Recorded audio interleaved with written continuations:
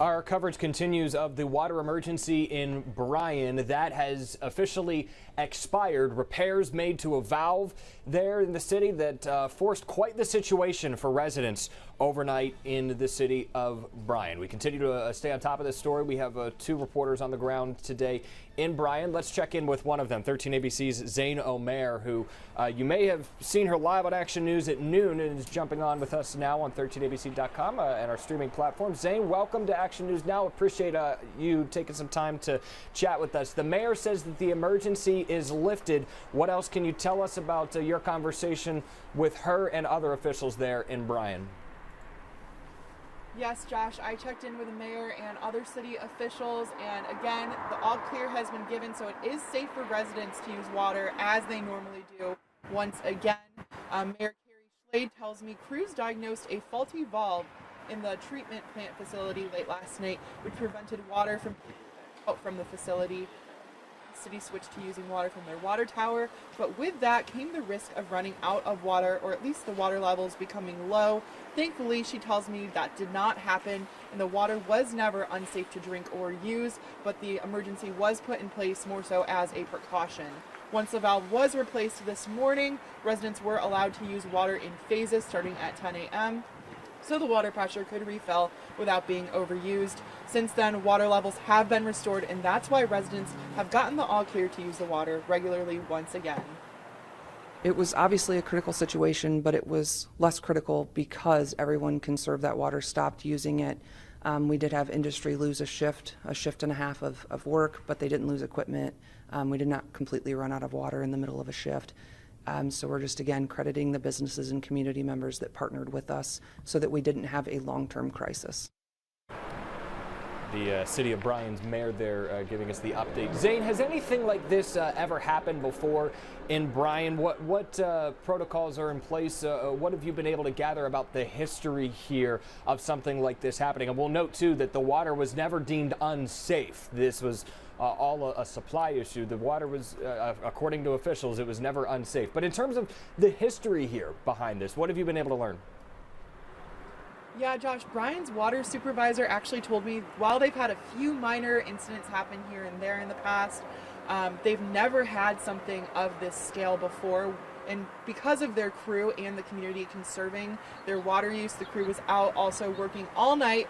He told me that they were up for 30 hours working to repair this water valve. But because everyone did their part, did their job, they were able to avert something that could have been a massive crisis here. But again, thankfully that was averted and that did not happen. The water was never contaminated, water levels were never too low, and now it's all clear once again for people to use. Yeah, could have been certainly much worse. 13 ABC's Zain Omair, also Sophie Bates on the ground there in Bryan. We'll continue to monitor their progress throughout the day. Also looking to talk with some business owners out there and see what else you can gather. So Zain and Sophie will be back tonight on Action News at 4. We say thank you to Zain and farewell to her. We'll let her get back to work there in Bryan. Coverage of this story continuing on 13abc.com as well. The emergency, again, officially lifted. That announcement coming at 10 a.m. that it would expire at noon. Noon was the time that it officially did expire, that water emergency. The update from officials in Bryan came at noon that things were all clear, that the situation was improved. The specific update from the Bryan utilities providers out there, I'll put up on the screen for you here. This is the most recent update that they have shared. At 10 a.m., they said the repairs were successful and the towers recovering to normal levels. At that hour, they said that they would appreciate patience to not overburden the system, don't cause any further usage. But industrial usage of water began at 12 o'clock. Bathroom facilities could have started to be used again at 10 a.m. People could start using water again at that time. City municipal utilities company also saying, or provider rather, saying that we'd like to thank our community members and industry leaders for taking swift action to accommodate our emergency. That's one thing that Zain said the water supervisor told her, is that because people did limit their water usage, this situation didn't get raised to a level that could have been catastrophic for this for the city.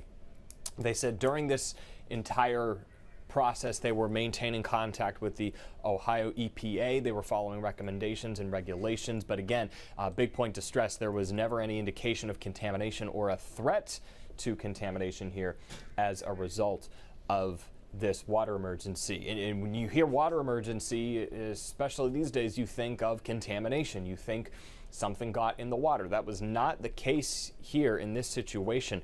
When the initial alert about this went out last night, here's what it was.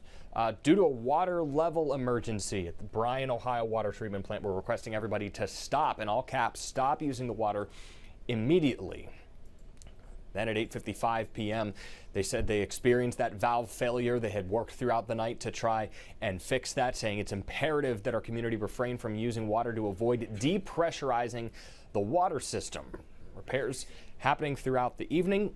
They were asking all the manufacturers in town, all the industry businesses in town to conserve water, to not use water if at all possible. It was never a question of contamination, and all of those issues, again, are now resolved.